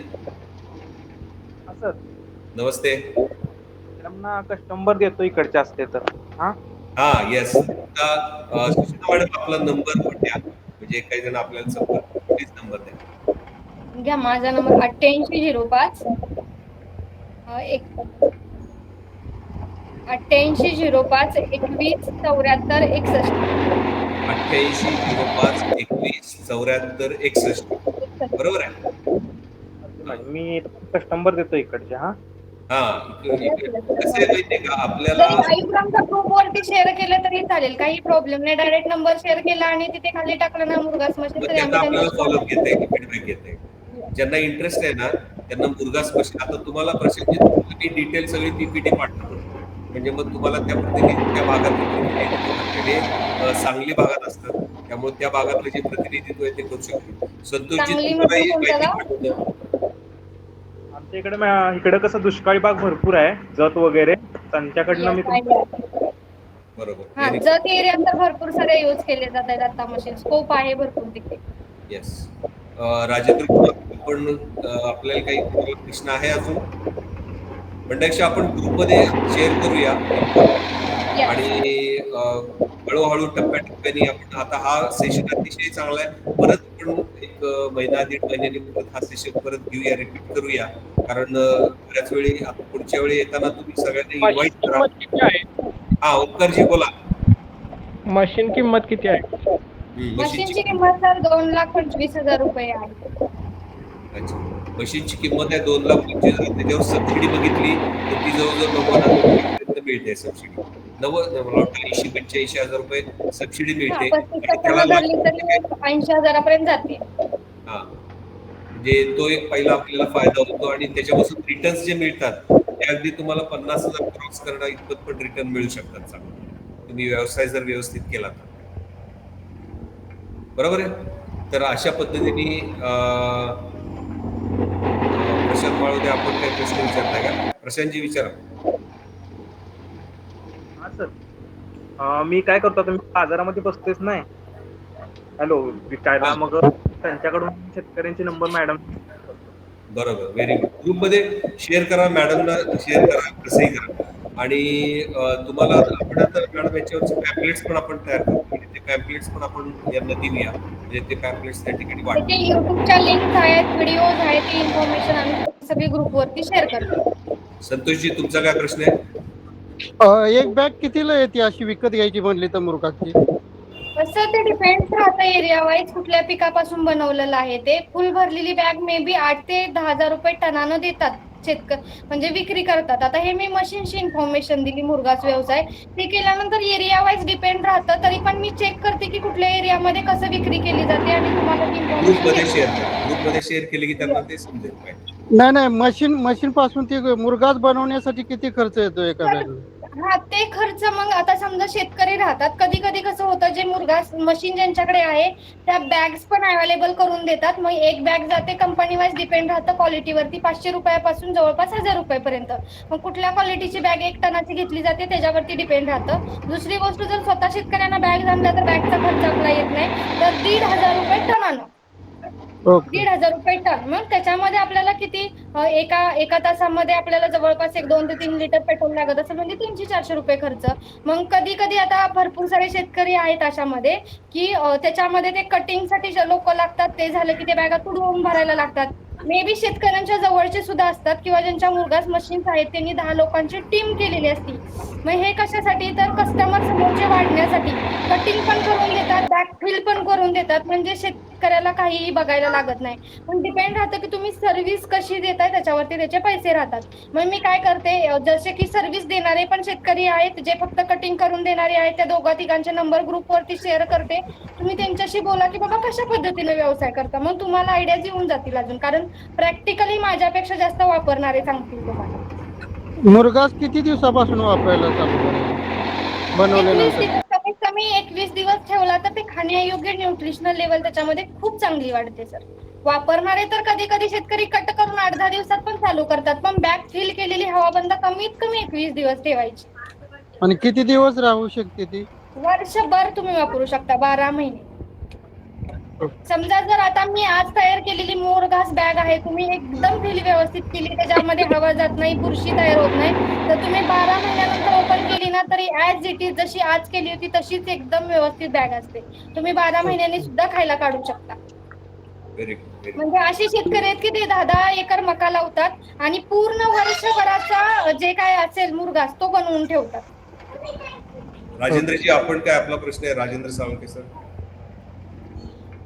हा सर, त्याचं योग्य प्रशिक्षण उद्योजकांना ज्यांना इच्छुक आहेत त्यांना मिळणं आवश्यक आहे. म्हणजे जसं की रॉ मटेरियल मका असेल, ज्वारी असेल किंवा येस किंवा मार्केटिंग हा महत्वाचा रोल आहे.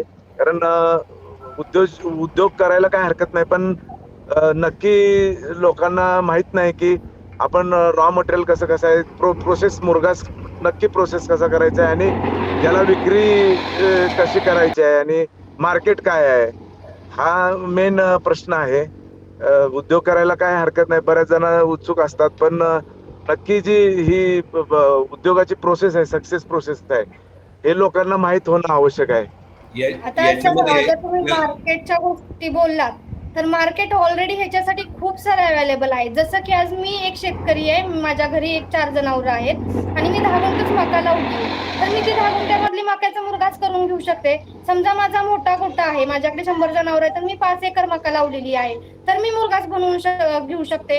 आता हा सातारा जिल्ह्यामध्ये तर ट्रेंड म्हणू शकत नाही, पण आता काळाची गरज आहे. कारण आता आपण बघतोय दुष्काळ पडलाय की माणसाला पाणी पिण्यासाठी नाही तर जनावरांना आपण खाण्यासाठी शेतजमिनीत कधी खाद्य बनवणार आहोत. ह्याच्यासाठी एकच पर्याय आहे मुरघास. अच्छा, याच्यामध्ये आता जसं राजेंद्र पवार तुम्ही म्हणाला कसं आहे ना, तर तुमच्या संबंधातनं जे कोणी संपर्कातले असतील किंवा येऊन आज प्रत्येकाला मी आवाहन करतो की तुमच्या संपर्कातले कुणी असतील की ज्यांना मुरघासमध्ये काम करायचंय, तर त्यांनी वैयक्तिक 1 to 1 माझ्याशी किंवा मॅडमशी जर पर्सनली बोलले तर आपण त्यांना संपूर्ण इतरही माहिती देऊ की साधारण प्लांट कुठले, काय म्हणजे मक्याची लागवड कशी करायची, काय सुचिता मॅडम पण अतिशय चांगली माहिती देतील त्यातल्या, आणि त्यांना खऱ्या अर्थाने बाजारपेठेबद्दल जर त्या बोलल्या तर तेही आपण 1 to 1 मार्गदर्शन देऊया. त्याला स्पेशल ट्रेनिंग घ्यायला हरकत नाही, परंतु 1 to 1 केलं तर त्याचा फायदा खूप होऊ शकतो आणि त्यातनं पटकन तो विषय मार्गी लागू शकतो. बरोबर आहे का राजेंद्र? येस. नाही, आमचे तर एक वेगळाच मुद्दा माझ्यासमोर मोठा प्रश्न आहे. बर. बोला. माझं मूळ गाव देगाव आहे, तालुका जिल्हा सातारा, ऍडिशनल MIDC च्या बाजूला. येस. आणि आम्ही उत्सुक आहोत मुरघास प्रक्रिया, आम्ही प्रचंड अभ्यास केलेला आहे, पण आम्ही हातबल आहोत. आता नक्की असा प्रॉब्लेम आहे की माझ्या गावाचं 6000 एकर क्षेत्र आहे आणि 6000 एकर क्षेत्रामध्ये अशा सोडलेल्या गायी 50 आहेत. जिथं मका लावल त्याच ठिकाणी त्या गायी, आता आम्ही इतकं प्रचंड हातबल आहोत. आता मी नक्की आता त्यासाठी प्रयत्न तुम्ही आम्ही मिळून कशा पद्धतीने करता येईल, तो प्रश्न कसा सोडवता येईल. कारण आम्ही कुठल्याही क्षेत्रात मका लावू शकत नाही, ज्वारी लावू शकत नाही, आणि ती ज्वारी मका लावली की ज्या वेळेला तुम्ही म्हणताय चिकात आली की तिचा मुरघास बनवायचा, त्याच्या अगोदरच त्या गाय फास्ट करतात. आता आमच्या पुढे प्रचंड मोठा प्रश्न आहे की जर आम्ही ते मका आणि ज्वारीच लावू शकत नाही तर मुरघास कधी पोहोचणार मुरघासापर्यंत? अच्छा, म्हणजे थोडक्यात इथे प्रश्न आहे रॉ मटेरियल प्रोक्युरमेंटचा. एक मिनिट रॉ मटेरियलच आम्हाला आमच्या गावात उपलब्ध करण्यासाठी उत्सुक आहेत शेतकरी, पण सगळेजण हातबल आहेत. ऊसापेक्षाही मका लावणं आम्ही लोकांना प्रवृत्त करतोय, पण ह्या अशा पद्धतीच्या गायी आणि डुक्कर अशा वन्य प्राणी अशा पद्धतीनं तिथं म्हणजे पिकांचं नुकसान करतात की लोकांचं हेच होत नाही, म्हणजे लावणं शक्यच नाही. एक मिनिट ह्याच्यावरती सर सजेशन देऊ तुम्हाला. जे आता मुरघासचं माझं प्रकरण चालू आहे करायचं, ते शेतकरी देगाव मधलेच आहेत. दुसरी गोष्ट, देगाव मधला अर्धाच एरिया तसा आहे की जे जाणाई माळायचा डोंगर आहे त्या साईटवरचा, तर त्याच्यासाठीही पर्याय आहेत. हे जनावरे असतात किंवा तुम्ही जे रानडुक्कर म्हणताय, तर ते आवाजाच्या हे तिथे लावल्या ना तर तेही कमी येईल. आणि सगळ्यात महत्वाचं म्हणजे एकाच गावात व्यवसाय करायची मुरघास मशीनचं हे नाहीये. तुम्ही पंचक्रोशीत मधले 100 गावामध्ये, जसं की इकडे खाली आता चिंचणे तो मुद्दा आहे, तुम्ही म्हणताय तो मुद्दा आहे, तुम्ही म्हणताय तो मुद्दा बरोबर आहे. आम्ही फक्त डिटेल डिस्कशन करूयात सर. नक्की करू. हॅलो, नमस्ते मॅडम. माझा एक असा प्रश्न होता की मुरघास वरती महिला काम करू शकतील का? 100% करतायत. 100%. त्यांना प्रश्न महिला देऊ शकते तर महिला का नाही करू शकत? नाही तेच म्हणजे मशीन वगैरे चालवताना त्यांना काय अडचणी वगैरे येतील का? किंवा पेटात उतरताना त्यांना काय त्याच्यावरती एक पर्याय मॅडम आहे, ट्रॅक्टर असेल तर ट्रॅक्टरवरती ड्रायव्हर बघणे, त्याला पगार देणे आणि मुरघास मशीन इम्प्लिमेंट करणे. मग मार्केटिंग एक स्वतः महिला न स्वतःला समजता एक उद्योजिका समजून त्याच्यावरती मार्केटिंग करून सर्व्हिस प्रोव्हाइड करणे. बरोबर. थँक्यू. बरं वाटलं असे इंटरॅक्शन आणि असे प्रश्न बऱ्याच मुद्द्यांवर सोल्युशन निघतात आणि पुढे जातो आपण प्रगती. तर आपण जे काही आज या ठिकाणी उपस्थित आहात तेवढे एक मुठभर मावळ्यांसह आपण एक शेती उद्योजकांची एक स्वराज्य निर्मिती मोठी करूयात आणि त्यासाठी येणारे जे काही अडीअडचणी असतील, संघर्ष करण्याची वेळ असेल, त्याच्यावर मात करणारी माध्यमं म्हणजे आज सुचिता मॅडमने जे मार्गदर्शन केलं ते एक प्रकारचं माध्यम आहे आणि त्याचा नक्कीच फायदा प्रत्येकाला होईल अशी मी या ठिकाणी या निमित्ताने आशा व्यक्त करतो. आणि आपण सर्वजण या ठिकाणी या आज बराच वेळ, मला वाटतं आज बराच वेळ 11 वाजले, तर बराच वेळ सेशन चांगला चालला, लेफ्ट कुणीच झालं नाही आणि आपण सगळे या ठिकाणी या निमित्ताने उपस्थित राहिला त्याबद्दल मी आपले सर्वांचे मनपूर्वक पुनश्च एकदा आभार व्यक्त करतो. आणि परत पुढच्या सेशनसाठी आपण जास्तीत जास्त सहभागी वाढवण्यासाठी काय काय करता येईल याच्यासाठी तुम्ही आम्ही सर्वांनी प्रयत्न करूयात असं मला या निमित्ताने सुचवावंसं वाटतं. तर आपण उपस्थित राहायला धन्यवाद. सुचिता मॅडम, आपण मार्गदर्शन अतिशय चांगलं केलं आणि आज या ठिकाणी शेती उद्योजकांना नुसतं मार्गदर्शन नाही तर प्रोत्साहन पण चांगलं दिलं आणि तुमच्याकडे असलेलं नॉलेज आणि तुमचा इनिशिएटिव्ह खूप चांगला आहे आणि त्याचा फायदा शेती उद्योजकांना खूप चांगला होईल असं या निमित्ताने मला सांगावंसं वाटतं. तर पुढच्या सेशनला आपण नक्की भेटूया सगळेजण आणि त्यासाठी इथून 8 दिवस. 2 मिनिट बोलू शकते मी? हा बोला की. सर, आम्ही तर उद्योजक करतोय किंवा माझ्यासारखे सगळेजण आम्ही इथं कनेक्ट आहोत, पण त्यांना एका ठिकाणी आणून ठेवायचं काम तुम्ही केलंय. सो प्रेरणास्थान म्हणून तुमची भूमिका खूप मोठी आहे. म्हणजे नक्कीच. करणाऱ्यांना एकत्र घ्यायला खूप मोठी गोष्ट लागते आणि तुम्ही आम्हाला सगळ्यांना एकत्र आणताय त्याच्यासाठी आम्ही सगळ्यांकडून तुमचं मनापासून धन्यवाद मानते. ओके आणि बोलायची संधी आम्हाला करायची संधी देताय त्याच्यासाठी खूप खूप मनापासून आभार. धन्यवाद. धन्यवाद. आणि प्रत्येकाला मी नक्की पुन्हा एकदा आवाहन करतो की पुढच्या आठवड्यात आपल्याच्या माध्यमातून 2-4 जणांना तरी सहभागी करून घ्यावं ही इच्छा व्यक्त करतो आणि आजचा सेशन या ठिकाणी संपला असं मी जाहीर करतो. धन्यवाद.